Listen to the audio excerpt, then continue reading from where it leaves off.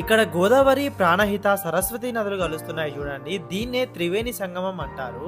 ఇక్కడ ఒకే పానవట్టంపై 2 శివలింగాలు కనిపిస్తున్నాయి చూడండి. ఇక్కడ పాతవి చాలా విగ్రహాలు కనిపిస్తున్నాయి.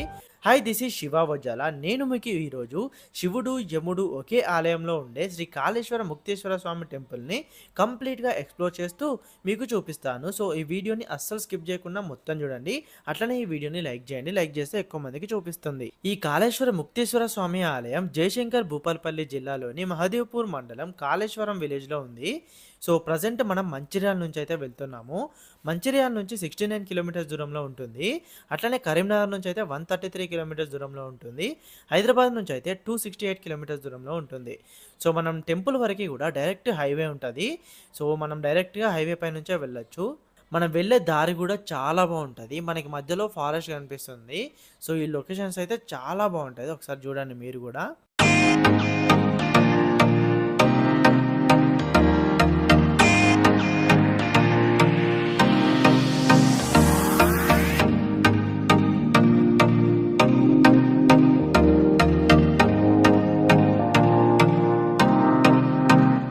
మనం వెళ్ళేటప్పుడు మనకి గోదావరి నది కూడా పక్కనే కనిపిస్తుంది.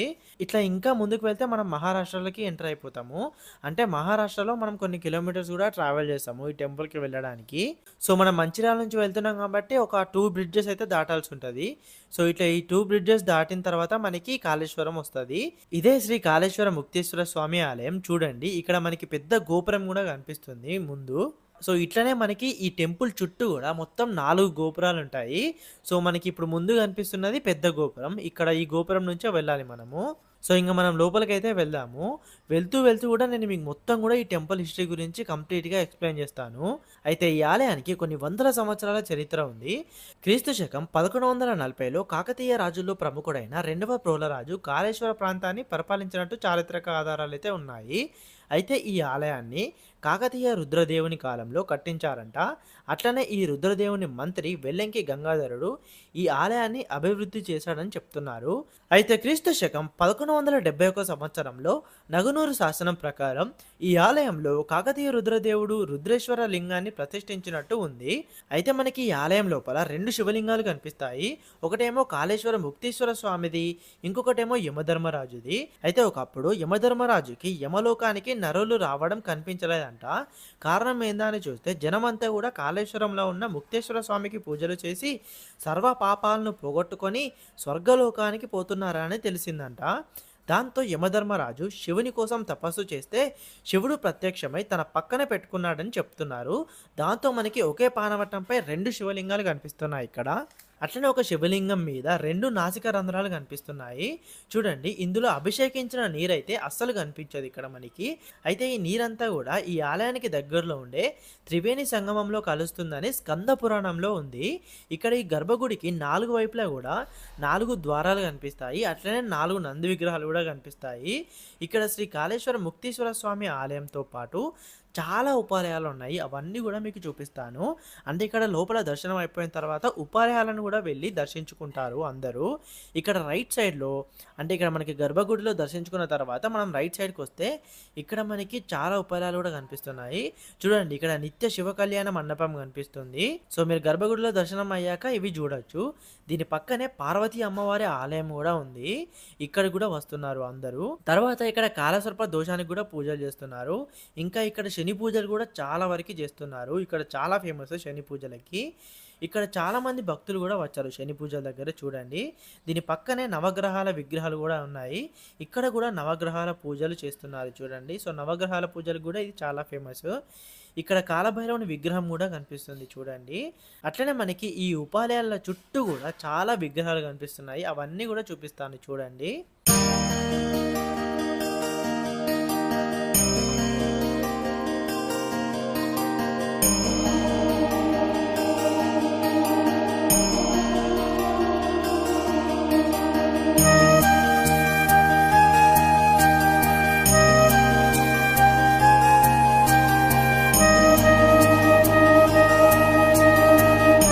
మనం ఇప్పుడు లెఫ్ట్ సైడ్కి వచ్చినాము. ఇక్కడ ఒక వినాయకుని టెంపుల్ కూడా ఉంది. సో ఇది కూడా ఒక ఉపాలయమే.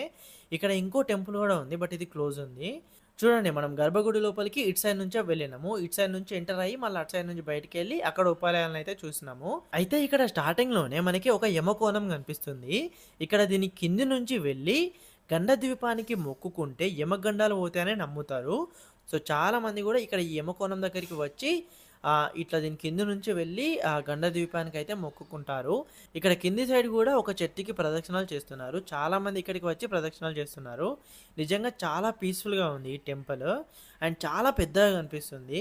సో మనం మొత్తం కూడా మెల్లిగా ఎక్స్‌ప్లోర్ కావచ్చు. ఈ టెంపుల్‌కి వస్తే చాలా పీస్‌ఫుల్‌గా ఉంది. ఈ టెంపుల్ లోపలనే కాకుండా బయట కూడా చాలా ఉపాలయాలు ఉన్నాయి. బయట మనకి సూర్యదేవుని ఆలయం కనిపిస్తుంది. అంటే మనం గోపురం ఉంది కదా! ఇక్కడ లెఫ్ట్ సైడ్‌కి వస్తే మనకి సూర్యదేవుని ఆలయం అయితే కనిపిస్తుంది. అట్లనే ఇక్కడ లెఫ్ట్ సైడ్‌లో మనకి ఒక శివలింగం గూడా కనిపిస్తుంది చూడండి. చాలా బావుంది ఇది గూడా. అట్లనే ఇప్పుడు మనకి చుట్టూ గోపురాలున్నాయి గదా! సో లెఫ్ట్ సైడ్ వెళ్తే మనకి అక్కడ ఒక సరస్వతి దేవి ఆలయం గూడా ఉంటుంది. చూడండి ఇక్కడ స్టార్టింగ్‌లోనే మనకి ఒక శివునిది విగ్రహం కనిపిస్తుంది. చాలా పెద్దది. సో చాలామంది గూడా ఇక్కడికి వచ్చి ఫోటోస్ దిగుతున్నారు. చాలా బావుంది ఈ విగ్రహం. చాలా అందంగా ఉంది. చూడండి ఇదే సరస్వతి దేవి ఆలయం. ఇది గూడా చాలా బావుంది టెంపుల్. చాలా పీస్‌ఫుల్‌గా ఉంది. సో లోపలికైతే వెళ్దాము. ఇక్కడికి ఒక ఫ్యామిలీ గూడా వచ్చింది చూడండి.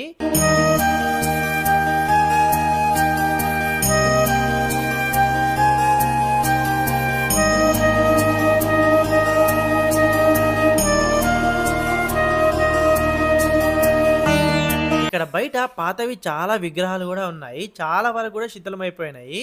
సో అన్నీ గూడా ఇట్లా బయట పెట్టిర్రు చూడండి.